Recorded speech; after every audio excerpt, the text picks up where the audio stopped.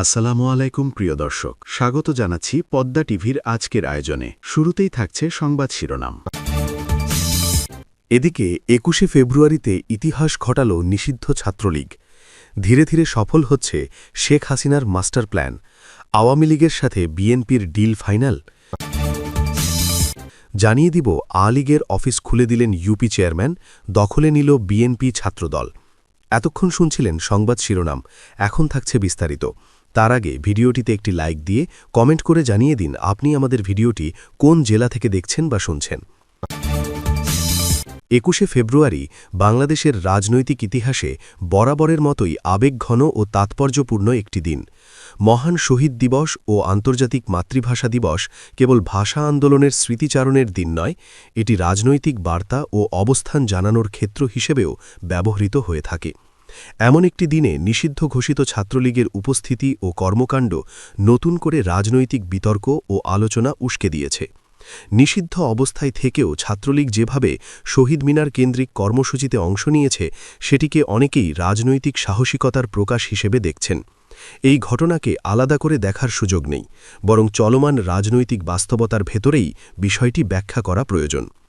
আপনার বক্তব্য অনুযায়ী শহীদ মিনারে ছাত্রলীগের ভূমিকা আওয়ামী লীগের শাসনামলে শিক্ষামন্ত্রী নওফেলের নেতৃত্বের ধারাবাহিকতার ফল হিসেবে দেখা হচ্ছে। অর্থাৎ সংগঠনটি নিষিদ্ধ ঘোষিত হলেও তাদের সাংগঠনিক মনোবল ভেঙে পড়েনি এবং তারা নিজেদের অবস্থান জনসমক্ষে তুলে ধরতে কৌশলগতভাবে সফল হয়েছে। এখানে লক্ষণীয় বিষয় হল, নিষিদ্ধ থাকা অবস্থায়ও তারা যে কোনো বড় ভুল না করে নিজেদের উপস্থিতির বার্তা ছড়িয়ে দিতে পেরেছে। এটি রাজনৈতিকভাবে একটি স্পষ্ট ইঙ্গিত দেয় যে সংগঠনটি মাঠে সক্রিয় থাকার সক্ষমতা এখনও ধরে রেখেছে। এই প্রেক্ষাপটে একটি বড় প্রশ্ন সামনে আসে, বিএনপি সরকারের সঙ্গে আওয়ামী লীগের কোনো গোপন চুক্তি কি হয়েছে? এই প্রশ্নটি রাজনৈতিক অঙ্গনে ঘুরে ফিরে আলোচনায় আসছে। তবে আপনার দেওয়া বক্তব্য অনুযায়ী কোনো গুজব বা অপ্রমাণিত তথ্যের উপর নির্ভর না করে বাস্তব চিত্র বিশ্লেষণ করাই এখানে গুরুত্বপূর্ণ। সরাসরি কোনো চুক্তির ঘোষণা বা প্রমাণ না থাকলেও কিছু রাজনৈতিক ঘটনাপ্রবাহ মানুষকে প্রশ্ন তুলতে বাধ্য করছে।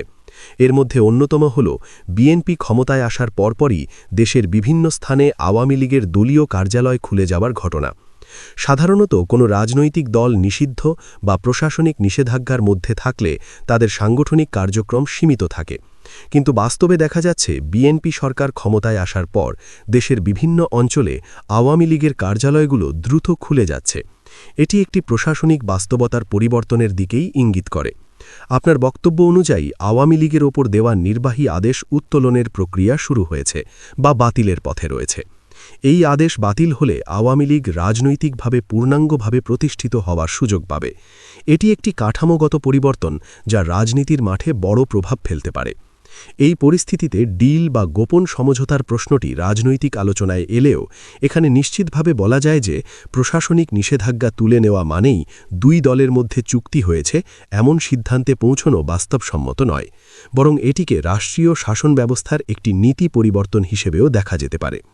নতুন সরকার ক্ষমতায় এসে পূর্ববর্তী সরকারের সময় দেওয়া কিছু নির্বাহী আদেশ পুনর্বিবেচনা করতে পারে। এটি গণতান্ত্রিক ব্যবস্থার একটি সাধারণ প্রক্রিয়া।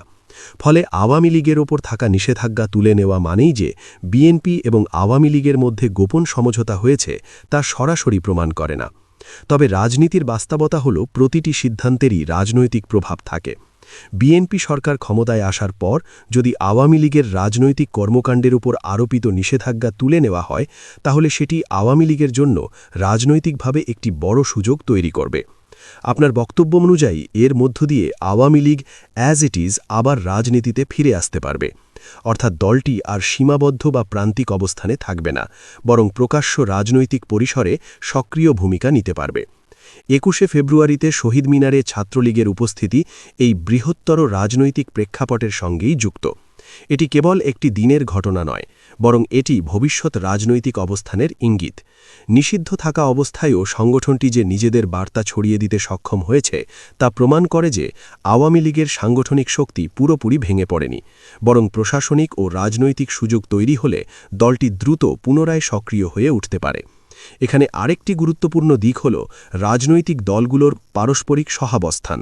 বাংলাদেশে বড় দলগুলোর মধ্যে রাজনৈতিক প্রতিদ্বন্দ্বিতা থাকলেও রাষ্ট্র পরিচালনার বাস্তবতায় অনেক সময় এমন পরিস্থিতি তৈরি হয় যেখানে একে অপরের রাজনৈতিক অস্তিত্ব স্বীকার করে নেওয়া ছাড়া বিকল্প থাকে না।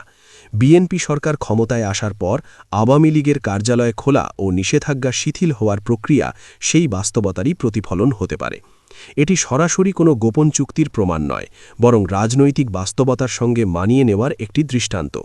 সব মিলিয়ে বলা যায়, আপনার দেওয়া তথ্যের ভিত্তিতে যে চিত্রটি স্পষ্ট হয় তা হল ২১শে ফেব্রুয়ারিতে নিষিদ্ধ ছাত্রলীগের কর্মকাণ্ড রাজনৈতিকভাবে একটি প্রতীকী বার্তা বহন করে।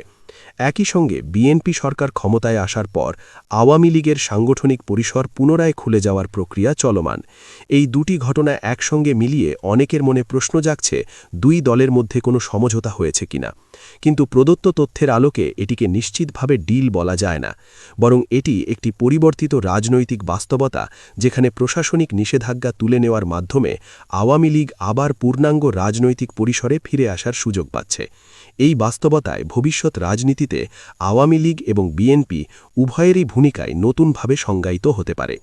মাদারীপুরের শিবচর উপজেলায় নিষিদ্ধ ঘোষিত আওয়ামী লীগের একটি কার্যালয় ঘিরে উত্তেজনা ও পাল্টাপাল্টি দখলের ঘটনা স্থানীয় রাজনীতিতে নতুন করে আলোড়ন সৃষ্টি করেছে।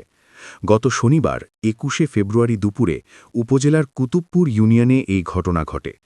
দীর্ঘদিন বন্ধ থাকা আওয়ামী লীগের ওই ইউনিয়ন কার্যালয় হঠাৎ খুলে দেওয়াকে কেন্দ্র করে এলাকায় তাৎক্ষণিক উত্তেজনা তৈরি হয় এবং কয়েক ঘণ্টার মধ্যেই সেটি আবার তালাবদ্ধ করে নিজেদের নিয়ন্ত্রণে নেয় স্থানীয় বিএনপি ও ছাত্রদলের নেতাকর্মীরা। স্থানীয় সূত্রের বরাতে জানা গেছে, শনিবার দুপুরে আওয়ামী লীগ নেতা ও কুতুবপুর ইউনিয়ন পরিষদ চেয়ারম্যান আতিকুর রহমান মাতবরের নেতৃত্বে একদল লোক এসে ইউনিয়ন কার্যালয়ের তালা খুলে দেন। নিষিদ্ধ কার্যক্রমের আওতায় থাকা একটি কার্যালয় হঠাৎ করে খোলা হওয়ায় এলাকাবাসীর মধ্যে কৌতূহল ও উদ্বেগ দুটোই তৈরি হয়। অনেকেই বিষয়টিকে চলমান রাজনৈতিক বাস্তবতার একটি নতুন ইঙ্গিত হিসেবে দেখেন, কারণ সাম্প্রতিক সময়ে দেশের বিভিন্ন স্থানে আওয়ামী লীগের কার্যালয় পুনরায় খোলার ঘটনা সামনে আসছে, যা স্থানীয় পর্যায়েও আলোচনার জন্ম দিচ্ছে। কার্যালয় খোলার খবর দ্রুত ছড়িয়ে পড়লে ঘটনাস্থলে পৌঁছান জেলা ছাত্রদলের যুগ্ম আহ্বায়ক নাজমুল হাসান মিলনসহ স্থানীয় বিএনপি ও ছাত্রদলের নেতাকর্মীরা। তারা এসে কার্যালয়টি পুনরায় তালাবদ্ধ করেন এবং সেটির নিয়ন্ত্রণ নিজেদের হাতে নেন। এই সময় দুই পক্ষের মধ্যে উত্তেজনাকর পরিস্থিতি তৈরি হলেও বড় ধরনের সংঘর্ষের খবর পাওয়া যায়নি। তবে স্থানীয়ভাবে উত্তেজনা ছড়িয়ে পড়ে এবং পরিস্থিতি সামাল দিতে এলাকাবাসী সতর্ক অবস্থান নেয়। ঘটনার সত্যতা নিশ্চিত করে জেলা ছাত্রদলের যুগ্ম আহ্বায়ক নাজমুল হাসান মিলন বলেন, আওয়ামী লীগের নেতাকর্মীরা অফিসটি খুলে এলাকায় জনমনে আতঙ্ক তৈরির চেষ্টা করছিল। তার ভাষ্য অনুযায়ী খবর পেয়ে তারা দ্রুত ঘটনাস্থলে যান এবং নেতাকর্মীদের সঙ্গে নিয়ে কার্যালয়টি আবার বন্ধ করে দেন। বর্তমানে কার্যালয়টি তাদের নিয়ন্ত্রণে রয়েছে বলেও তিনি উল্লেখ করেন। এই বক্তব্যের মধ্যে দিয়ে স্পষ্ট হয় যে ঘটনাটিকে বিএনপি ও ছাত্রদল একটি রাজনৈতিক উস্কানি হিসেবে দেখছে এবং তারা সেটিকে প্রতিহত করার অবস্থান নিয়েছে। এই ঘটনার পেছনে স্থানীয় রাজনৈতিক বাস্তবতা গুরুত্বপূর্ণ ভূমিকা রেখেছে। নিষিদ্ধ ঘোষিত কোনো সংগঠনের কার্যালয় হঠাৎ খুলে দেওয়া প্রশাসনিকভাবে যেমন প্রশ্নের জন্ম দেয়, তেমনি রাজনৈতিকভাবে প্রতিপক্ষ দলকে সতর্ক করে তোলে। কুতুবপুর ইউনিয়নে আওয়ামী লীগের কার্যালয় খোলার ঘটনাকে স্থানীয় বিএনপি ও ছাত্রদল নেতাকর্মীরা নিজেদের প্রভাব ক্ষেত্রে একটি চ্যালেঞ্জ হিসেবে দেখেছেন। ফলে তারা দ্রুত প্রতিক্রিয়া দেখিয়ে পরিস্থিতির নিয়ন্ত্রণ নিজেদের হাতে নেওয়ার চেষ্টা করেন। এই ঘটনায় স্থানীয় সাধারণ মানুষের মধ্যেও মিশ্র প্রতিক্রিয়া দেখা গেছে। কেউ কেউ বিষয়টিকে রাজনৈতিক শক্তি প্রদর্শনের অংশ হিসেবে দেখছেন, আবার অনেকে মনে করছেন এই ধরনের পাল্টাপাল্টি দখলের ঘটনা এলাকায় অস্থিরতা বাড়াতে পারে। রাজনৈতিক দলগুলোর কার্যালয় ঘিরে এমন উত্তেজনা তৈরি হলে সাধারণ মানুষের নিরাপত্তা ও স্বাভাবিক জীবনযাত্রা ব্যাহত হওয়ার আশঙ্কা থাকে। ফলে স্থানীয় পর্যায়ে প্রশাসনের ভূমিকা নিয়েও প্রশ্ন উঠছে। নিষিদ্ধ কার্যক্রমের আওতায় থাকা কার্যালয় খোলা ও পুনরায় দখলের ঘটনায় আইন শৃঙ্খলা রক্ষাকারী বাহিনীর উপস্থিতি ও ভূমিকা কতটা কার্যকর ছিল তা নিয়েও আলোচনা শুরু হয়েছে।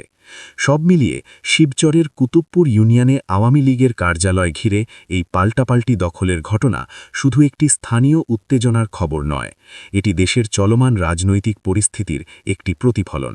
নিষিদ্ধ থাকা অবস্থায় আওয়ামী লীগের স্থানীয় নেতাকর্মীরা কার্যালয় খুলে সংগঠনের উপস্থিতি জানানোর চেষ্টা করেছে। অন্যদিকে বিএনপি ও ছাত্রদল দ্রুত প্রতিক্রিয়া দেখিয়ে সেটিকে প্রতিহত করেছে। এই ঘটনার মধ্যে দিয়ে স্পষ্ট হয় যে মাঠের রাজনীতিতে উত্তেজনা এখনও প্রশমিত হয়নি এবং সামান্য ঘটনাও স্থানীয় পর্যায়ে বড় রাজনৈতিক টানাপড়নের জন্ম দিতে পারে।